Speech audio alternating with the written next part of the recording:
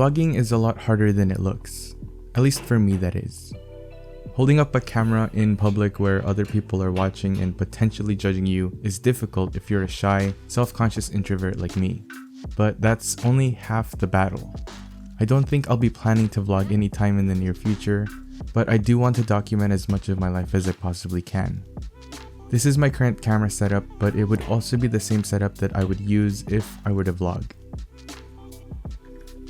My current setup isn't perfect by any means, but it works for me and definitely gets the job done for my needs. Fundamentally, it is the same as Peter McKinnon's vlogging setup, which is a slight flex, but I don't have anywhere near the creativity and vision that he has, yet. My camera of choice is the Canon EOS R5, and it's been an amazing camera so far. I don't think I've even touched the surface of what this camera is capable of yet, but I wanted something that was future-proof to use long term. I'm still shooting 1080p for the most part, but I do have the options to go into 4K and even 8K if I plan to expand in the future. Sure, there are overheating issues in those modes, but there are a couple of ways that I can remedy that. I'll just deal with that issue whenever I get to it, but so far I haven't come across any sort of overheating. The flip out screen is a must since I've been using the Canon 70D for nearly a decade now, and I've gotten super dependent of it. I don't think that I could go back to a camera that doesn't have an articulating screen anymore. I'm primarily a hybrid shooter, meaning that I shoot both photos and videos, and I think that this camera is just perfect for me. It shoots crisp but very large photos, amazing videos, and the autofocus is one of the best, if not the best out there at the moment. I could have gone for the R6 in all honesty, but I'm a go big or go home kind of guy when it comes to investments. But yeah, overall, it's an amazing camera with the top of the line features, and I don't regret this purchase one bit. The lens, of course, is the Canon RF 15-35 f2.8L lens, and it is basically the perfect vlogging lens. Again, this setup is a little large, heavy, and some may even call it cumbersome, but the image quality you get justifies everything in my opinion. The 15-35 focal range is the best for vlogging because you get that super wide shot at 15mm, which means that you don't have to extend your arm out all the way, which is great especially for this heavy setup, all the way up to 35mm, which is the standard range focal length. The f2.8 aperture is great for shooting in fairly low light situations, as well as getting that slight depth of field. What I really like is that this lens has optical stabilization, which coupled with the body stabilization of the R5 allows you to capture super smooth footage. There is the famous wobble that you get when you're using this combo, which isn't very desirable and can even be distracting at times, so this setup isn't perfect. I have the Freewell magnetic filter system that's protecting the front element at all times, usually. So far, so good. I've always been using these screw-on filters, but this is a nice change. Basically, there's a base that you would initially have to screw on first, but after that, everything is magnetic. Right now, I have the Pro Mist and neutral density filter base on, but I also have options to add variable neutral density filters or circular polarizer filters on top of that. They go on and off very easily, but stay pretty secure. I would be careful around bumps and things like that though, so I guess dedicated screw-on filters have their advantages at times as well. It all comes in a little case, but my case might look different since I backed this product on Indiegogo.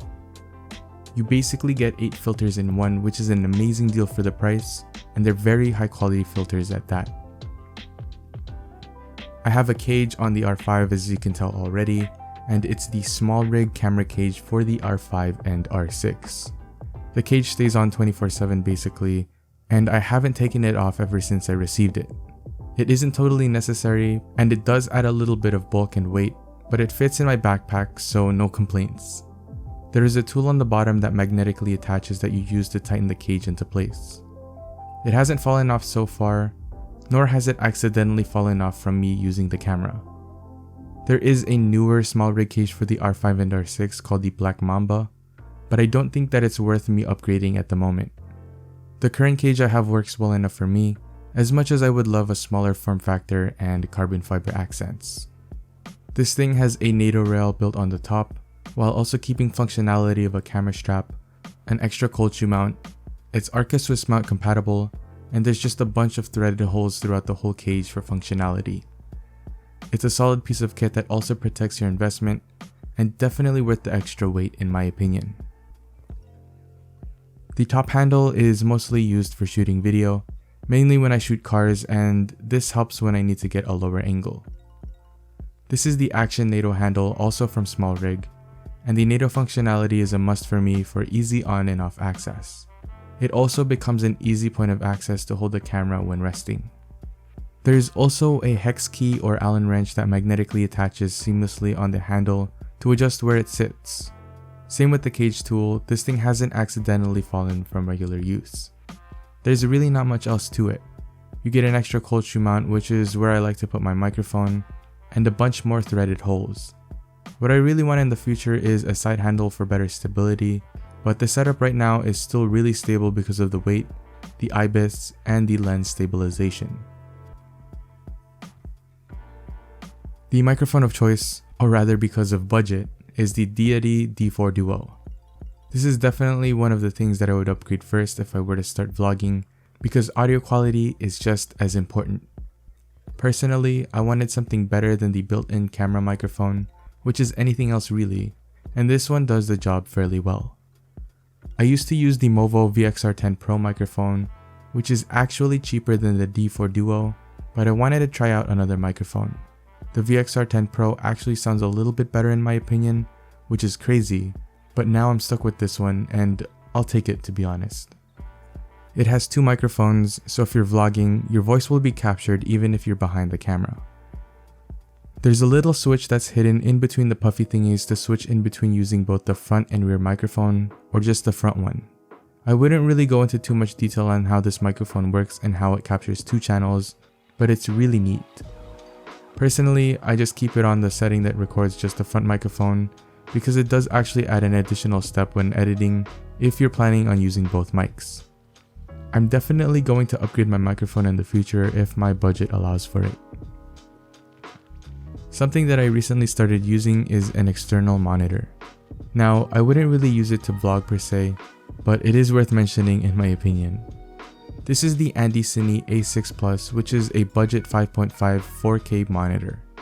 It does the job of an external monitor very well, takes NPF and LPE6 batteries, and also has a touchscreen. If I'm using both the external monitor as well as my microphone, the monitor usually takes the place of where the microphone usually stays, and the microphone moves to the cold shoe mount on the cage. It's a tight squeeze, but it works. Definitely a huge help when shooting cars and for making YouTube videos as well. And that's pretty much it. Minus the external monitor, of course. I really just wanted to give it a quick mention. This whole setup allows me to capture amazing quality footage as well as crisp audio in a small package. I mean, it's tough to call this a small setup actually, but if I'm not able to bring this beast with me, I'll always have my phone, and my phone is always better than nothing. This is definitely overkill for anyone who just wants to capture moments in their lives.